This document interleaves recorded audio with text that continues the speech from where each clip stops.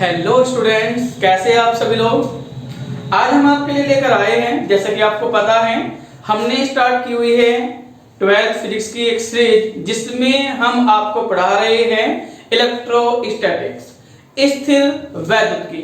और इसी स्थिर वैद्युतिकी में आज हम आपको डिस्कस करने वाले हैं 3 महत्वपूर्ण टॉपिकों के बारे में। नंबर 1 वैद्युत क्षेत्र, नंबर 2 धन प्रेषण आवेश एंड नंबर 3 जो सबसे ज्यादा इंपॉर्टेंट है वैद्युत क्षेत्र की तीव्रता।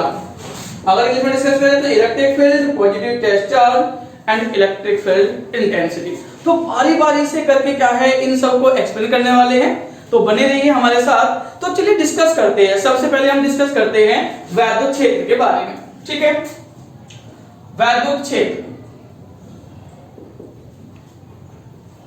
तो स्टूडेंट्स, वैद्युत क्षेत्र जिसे इंग्लिश में इलेक्ट्रिक फील्ड भी बोला जाता है, इसका मतलब क्या होता है? देखिए, क्षेत्र का सीधा मतलब होता है किसी आसपास के एरिया से या किसी भी एरिया से, और साथ में क्या आ गया है? वैद्युत आ गया है। तो जहां पर वैद्युत आता है वहां पर आवेश आना लाजमी है। तो इससे डेफिनेशन क्या निकल कर आती है कि वैद्युत क्षेत्र क्या होता है? किसी भी आवेश के चारों ओर का एक क्षेत्र होता है, या कह लीजिए कि किसी भी आवेश के चारों ओर का एक इलाका होता है जिसमें कोई दूसरा आवेश किसी बल का अनुभव कर सकता है। मान लीजिए क्या है, ये मेरे पास कोई प्लस क्यू आवेश है और इसका जो क्षेत्र है मान लीजिए वो यहां तक है। ठीक है, अब मुझे कैसे पता लगेगा कि इसका क्षेत्र यहां तक है? ठीक है, इसके लिए हम क्या काम करते हैं, हम एक आवेश रखते हैं जिसका नाम है धन प्रेषण आवेश। मैं इसके बाद धन प्रेषण आवेश को डिस्कस करने वाला हूं। तो मान लीजिए आपने धन प्रेषण आवेश यहां पे रखा और एक आवेश क्या रखा, यहां पे रखा। तो इस आवेश पर कोई बल नहीं लगेगा, पर लेकिन इस आवेश पर क्या है, बल लगेगा। तो इसका मतलब क्या है, हम इजीली कह देंगे कि इस आवेश का इतने एरिया में क्या है, क्षेत्र है, जिसको बोला जाता है वैद्युत क्षेत्र। अगर मैं डेफिनेशन की बात करूं तो डेफिनेशन आप ऐसे लिख सकते हो कि किसी आवेश के चारों ओर का वह क्षेत्र जिसमें कोई अन्य आवेश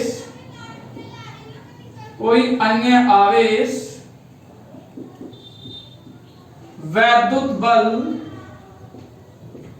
का अनुभव करता है, वैद्युत बल का अनुभव करता है, वैद्युत क्षेत्र कहलाता है। स्टूडेंट्स, ये एक बड़ी सिंपल डेफिनेशन है वैद्युत क्षेत्र की, आप इसे नोट कर सकते हो। मैं एक बार फिर बताना चाहूंगा, बड़े सिंपल सी डेफिनेशन है। किसी भी आवेश, मान लीजिए ये मार्कर है और इस मार्कर पे कोई आवेश है, तो इस मार्कर के चारों ओर का वो क्षेत्र जिसमें कोई दूसरा आवेश किसी भी बल का अनुभव करेगा।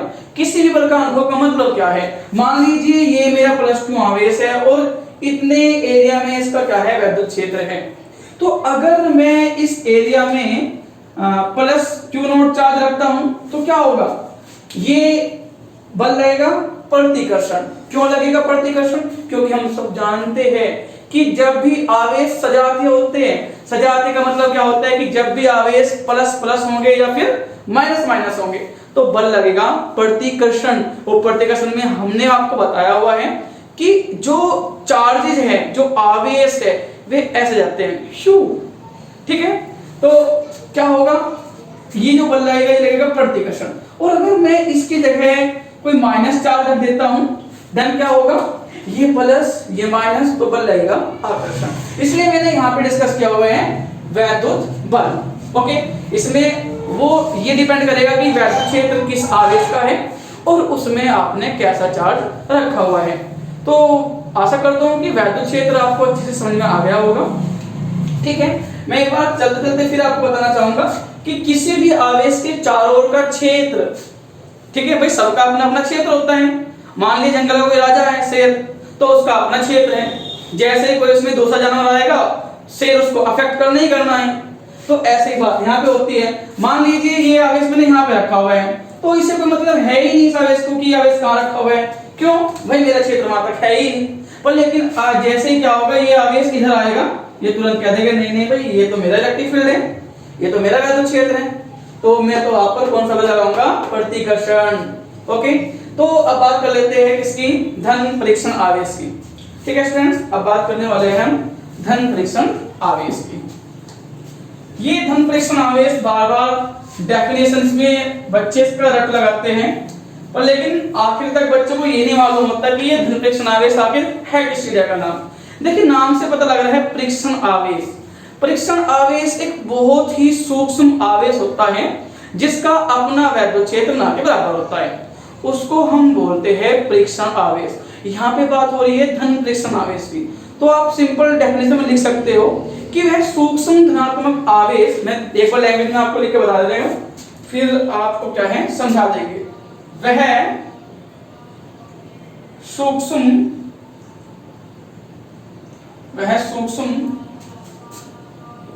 धन आवेश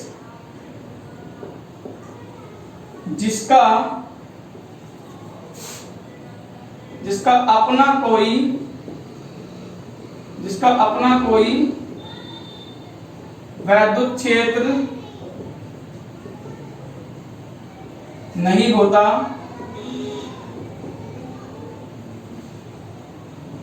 तथा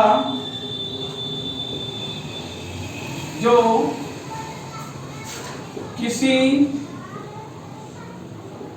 अन्य वैद्युत क्षेत्र में रखे जाने पर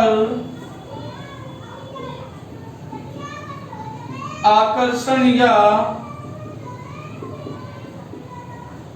प्रतिकर्षण बल का अनुभव करता है। ठीक है, धन परीक्षण आवेश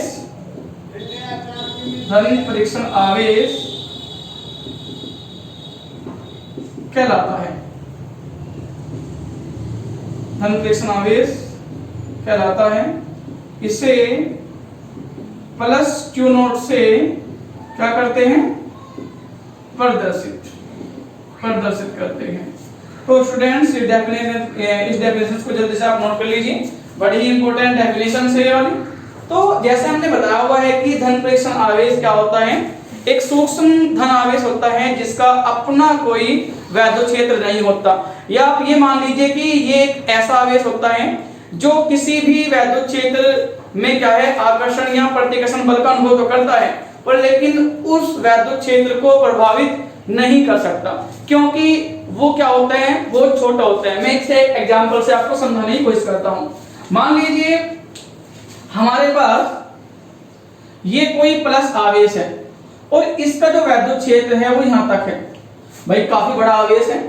और एक है हमारे पास धन परीक्षण आवेश, ये बहुत सूक्ष्म आवेश है। धन परीक्षण आवेश क्या है, बहुत सूक्ष्म आवेश है। ठीक है, तो ये आवेश बड़ा है, इसका वैद्युत क्षेत्र भी बड़ा होगा।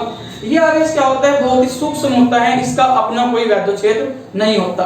अब बड़ी सिंपल सी बात देखो, बड़ी मोटी सी बात है, लॉजिकल, भाई ये तो इसे प्रभावित कर सकता है, पर लेकिन ये आवेश इसको प्रभावित नहीं कर सकता। ठीक है, मैं फिर कह रहा हूं, धन परीक्षण आवेश बड़े आवेश को प्रभावित नहीं करता, ठीक है, बल्कि उल्टा हो जाता है, बड़ा आवेश इस धन परीक्षण आवेश को प्रभावित कर सकता है आसानी से। जैसे मैं इसे एक एग्जांपल से आपको और समझाने की कोशिश करूंगा। मान लीजिए आपने न्यूटन के नियम में पढ़ा हुआ है कि दो द्रव्यमान कण आपस में आकर्षण बल का अनुभव करते हैं।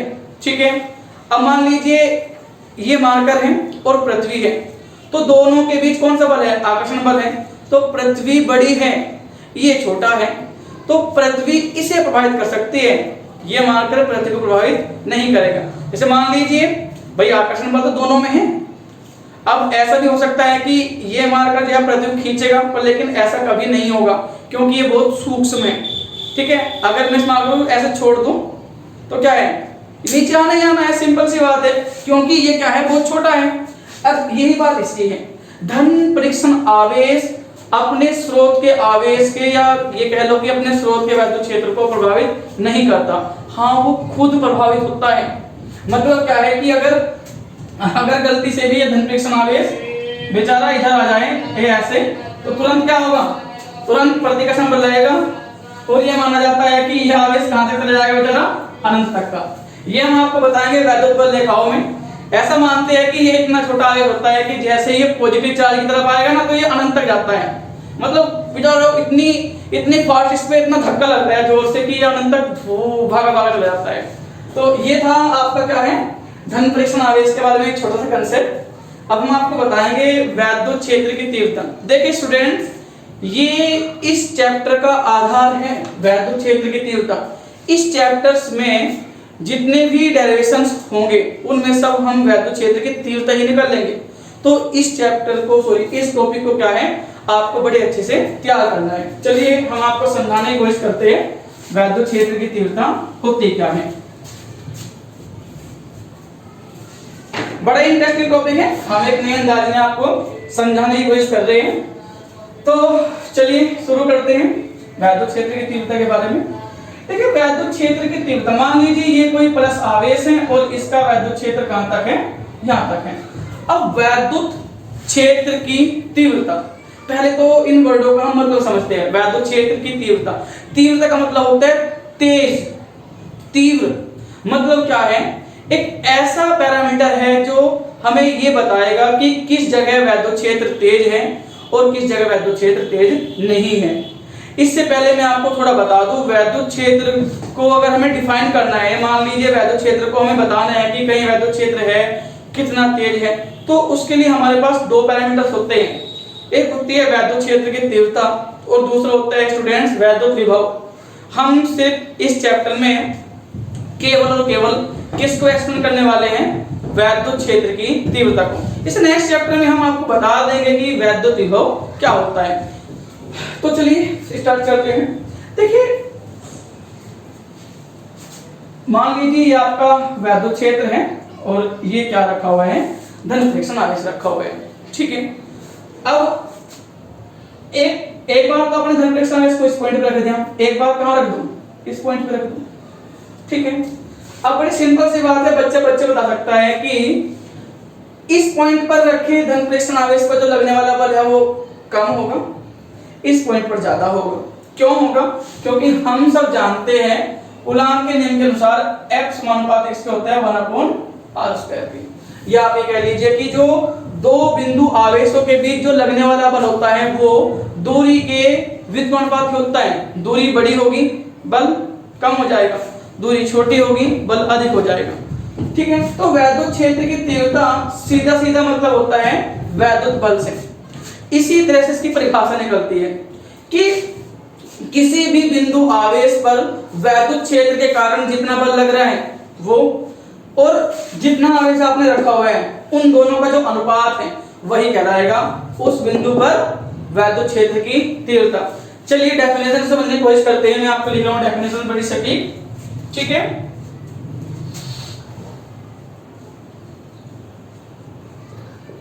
वैद्युत क्षेत्र में रखे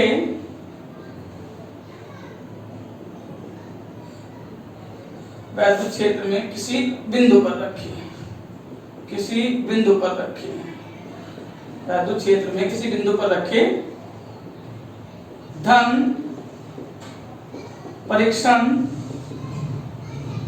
परीक्षण आवेश पर लगने वाले बल F तथा धन परीक्षण आवेश के मान के अनुपात को उस बिंदु पर वैद्युत वैद्युत क्षेत्र की तीव्रता कहते हैं। ठीक है भाई, वैद्युत क्षेत्र की तीव्रता कहते हैं। और ये जो वैद्युत क्षेत्र की तीव्रता है ये होती है एक सदिश राशि। कौन सी राशि होती है? सदिश राशि। चलिए लिख दे रहे हैं, यह एक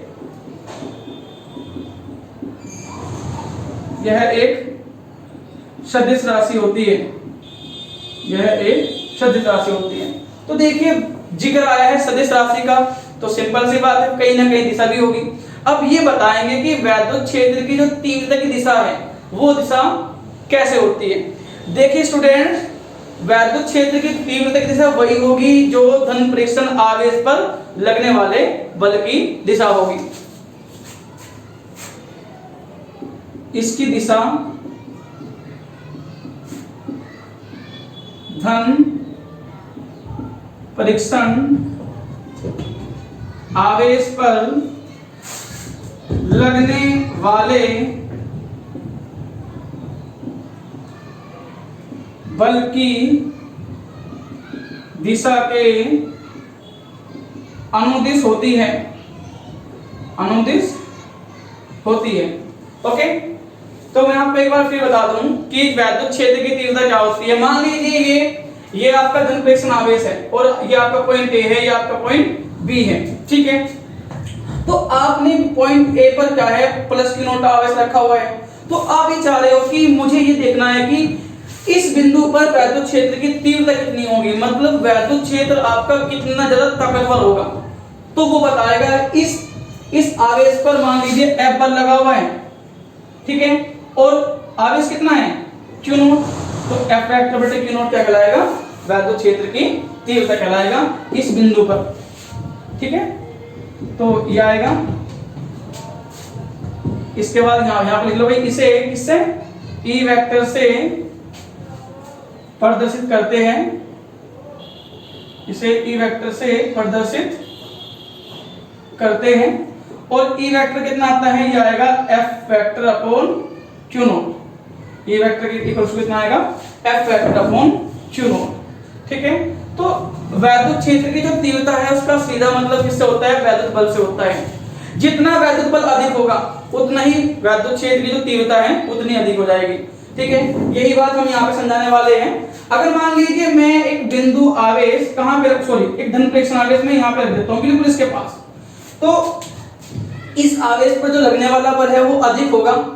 तो सिंपल सी बात है वैद्युत क्षेत्र की तीव्रता भी क्या होने पड़ेगी? उसे अधिक होना पड़ेगा। क्यों होना पड़ेगा अधिक? क्योंकि E वेक्टर क्या होता है? F vector upon Q not. और ये रिजल्ट स्टूडेंट्स हमें एक बात और बताता है कि वैद्युत क्षेत्र की तीव्रता वैद्युत क्षेत्र के हर एक बिंदु पर अलग अलग हो सकती है। हो सकती है, होती है और होनी भी चाहिए। क्यों होनी चाहिए? मान लीजिए मैंने डिफरेंट पॉइंट्स लिए हुए हैं। अब आप सब जानते हो, क्योंकि अगर मैं इन सभी बिंदुओं पर धन प्रेषण आवेश रखता हूं तो सिंपल सी बात है सभी बिंदुओं पर वैद्युत बल भी अलग अलग होंगे। और जब वैद्युत बल अलग अलग होंगे तो सिंपल सी बात है क्या होगा? वैद्युत क्षेत्र की जो तीव्रता है वो भी क्या होगी? अलग होगी। तो उम्मीद करता हूं कि आपको अच्छे समझ में आ गया होगा और ये डेफिनेशंस आप नोट कर लीजिए। हम साथ साथ आपको डेफिनेशंस भी कराते हुए चलेंगे जिससे कि आपके नोट्स प्रिपेयर होते रहे। ओके, तो चलिए अब हम डिस्कस कर लेते हैं कि जो वैद्युत क्षेत्र की तीव्रता होती है उसका मात्रक और विमीय सूत्र क्या होता है। इससे पहली वीडियो में हमने आपको बताया था कि विमा निकालने के लिए सिर्फ 3 विमा याद होनी चाहिए: बल, कार्य, आवेश। पूरे फिजिक्स की विमा हम इसी से निकाल देंगे, 12th की फिजिक्स की। ठीक है, देखते हैं कैसे। तो सबसे पहले तो मात्रक की बात कर लेते हैं। मात्रक बड़ा ऐसा ही मात्रक सिंपल है, इसका ये F अपॉन Q है। मात्रक निकलते हैं फॉर्मूले से। तो F का मात्रक क्या होता है? बच्चों को पता है F का मात्रक क्या होता है? न्यूटन होता है भाई। और ये क्या है? Q नॉट है। Q नॉट क्या होता है? चाहे Q नॉट हो, चाहे Q डैश हो, चाहे Q हो, भाई आवेश तो आवेश ही है। और आवेश का मात्रक क्या होता है? कूलम्ब। इससे नेक्स्ट वीडियो में हम आपके लिए लेकर आएंगे आवेश के अन्य प्रकार के मात्रक, न्यूटन प्रति कूलम्ब। ठीक है, अब बात कर लेते हैं विमीय सूत्र की। विमीय सूत्र, तो स्टूडेंट्स विमीय सूत्र क्या क्या होगा? इसका F है। F का क्या होता है? mLT-2। Okay, M L T minus two upon ये क्यू नॉट है, इसका कितना आएगा ए टी, इसको सिंप्लीफाई कर लो, M L T minus two ये रहा और एक टी ये रहा, ये भी ऊपर जाएगा तो टी माइनस वन हो जाएगा, तो ये जाएगा टी माइनस थ्री। मैं एक बार फिर बता रहा हूँ, ये टी माइनस टू था और ये अपन में टी था, ये टी ऊपर गया, तो जब टी ऊपर गया तो माइनस कब होगा, और माइनस दो माइनस एक माइनस के तीन, और ये आ जाएगा आपका ए की minus one. This is the dimension of the electric field intensity. Okay students, तो आज के लेक्चर में सिर्फ इतना ही। आशा करता हूँ कि ये लेक्चर्स आपको अच्छे से क्लियर हो गया होगा, ठीक है, और आपको पढ़ के बड़ा अच्छा भी लग रहा होगा। तो तब तक के लिए बने रहिए हमारे चैनल के साथ और साथ साथ अपने नोट्स भी प्रिपेयर करते रहिए। Thank you.